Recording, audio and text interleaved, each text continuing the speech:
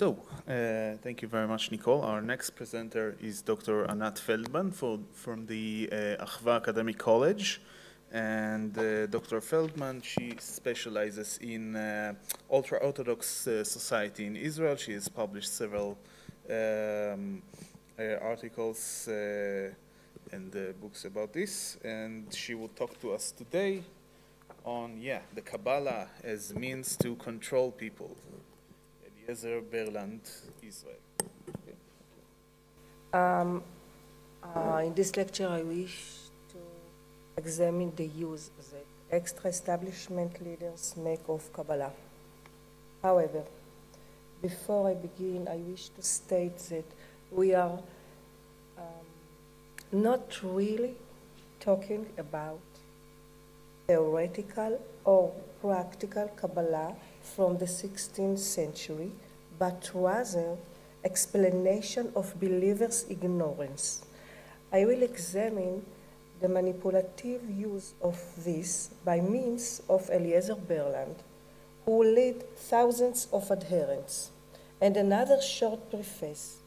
Inasmuch as Eliezer Berland sees himself as a continuation of the path of Rabbi Nachman, I wish to briefly explain the place of Breslav Hassidism in the story before us, which is part of the larger story of thousands of repentants in Israel.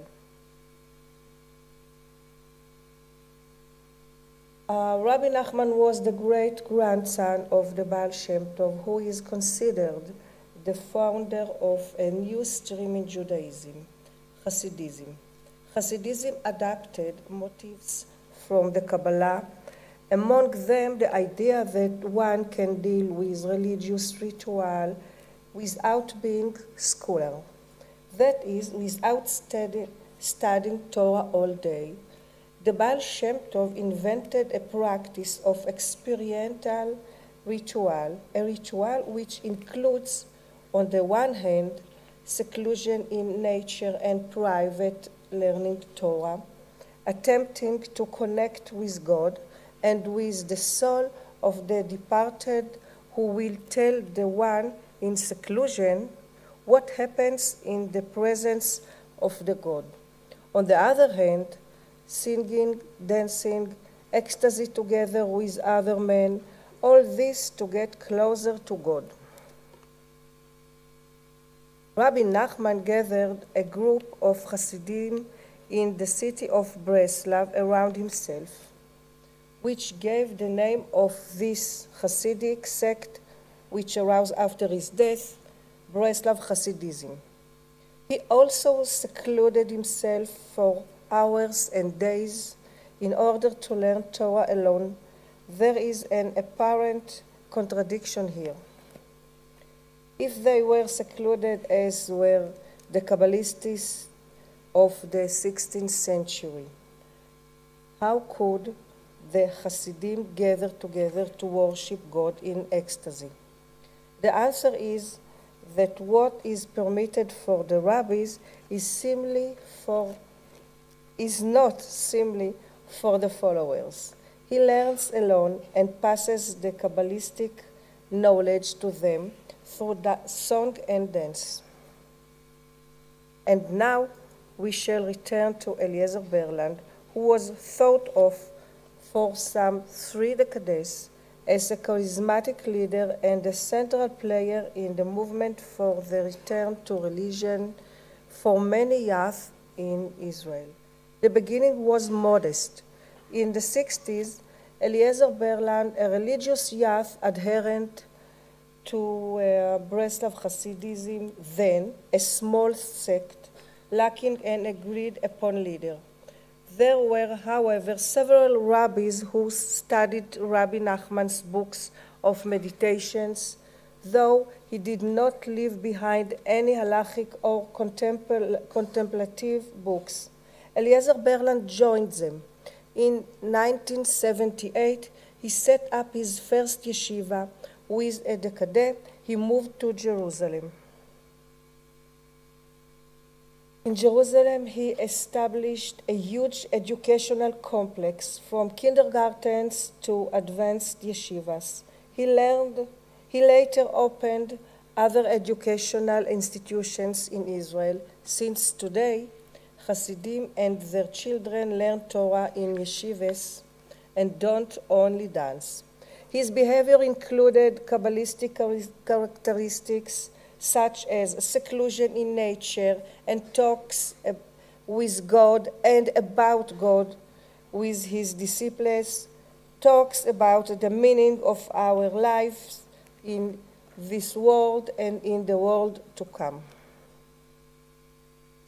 Prayer, not only with books, but also through dancing and singing, as did the Baal Shem Tov. Berland attracted both the religious and secular.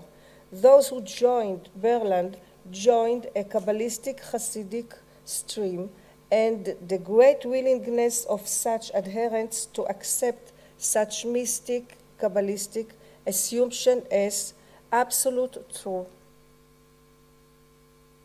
Berland adapted,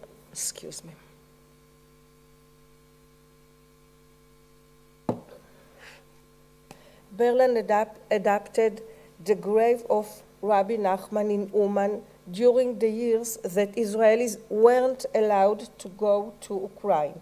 This combined bravery and sacrifice in that effort to connect with the energies of Rabbi Nachman.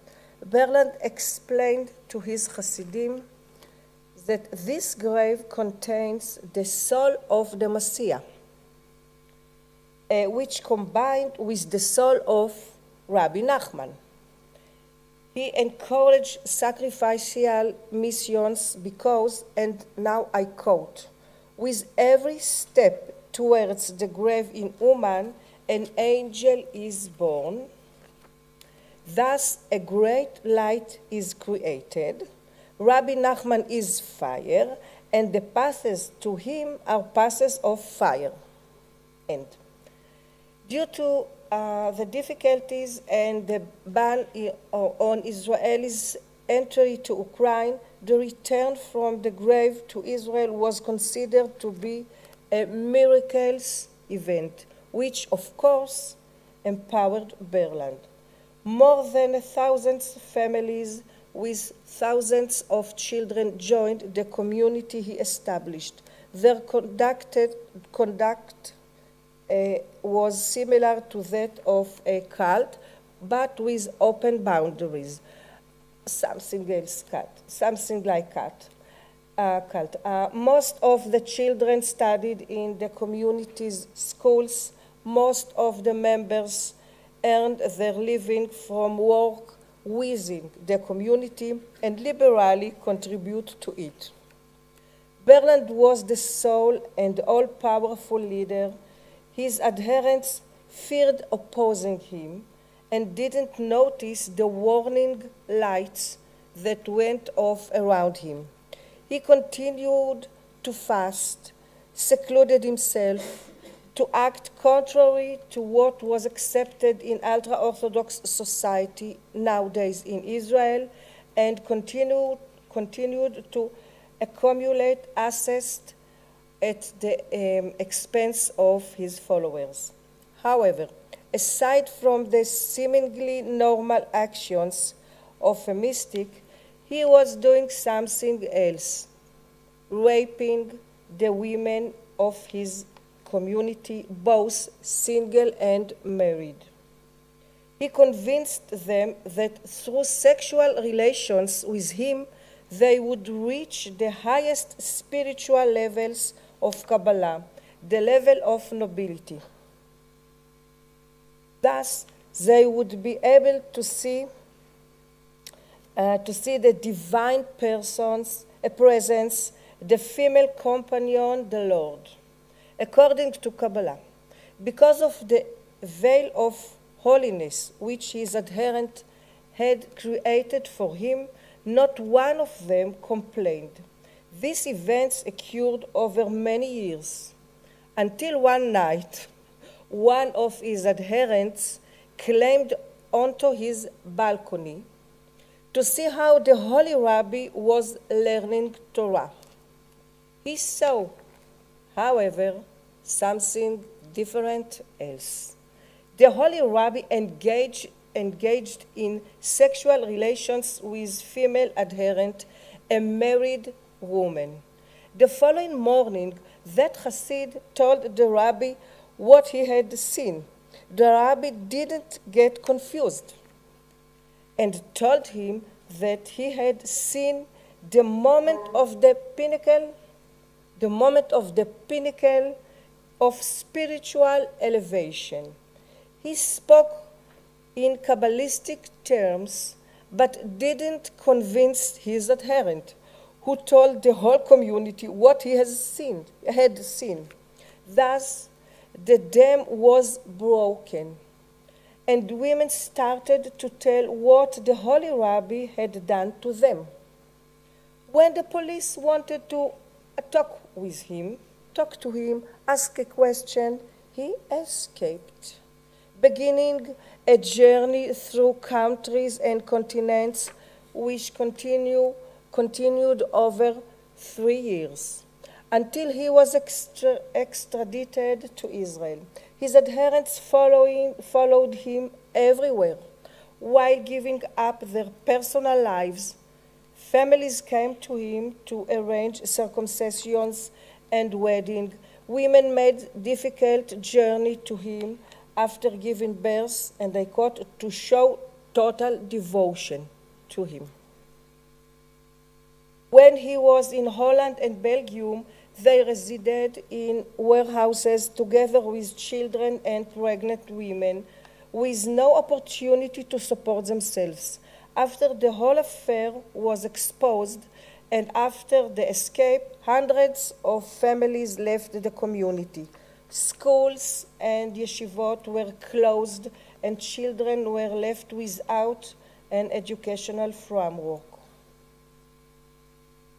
Berland admitted in court that he had raped women and served a sentence of less than 1 year in prison. His believers who remained with him explained his sexual actions with excuse from Kabbala and the Bible, and I quote, "It is impossible to explain his behavior just as it is impossible to explain the behavior of King David, who blasted after Bathsheba, a married woman."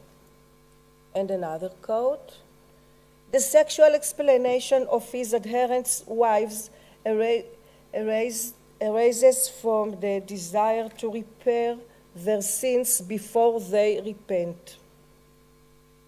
And the last quote, "He debased himself dealing with women in order to repair the world and bring the Messiah."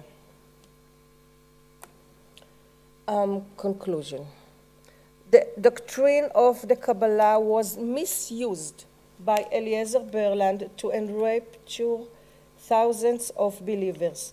Their lack of knowledge in Kabbalah caused them to believe everything he told them about spiritual explanation and repairing past sins through sexual relations with him.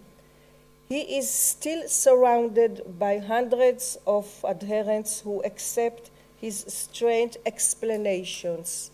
They see him as a holy man until now, and attacked with extreme violence those who speak against him. Thank you.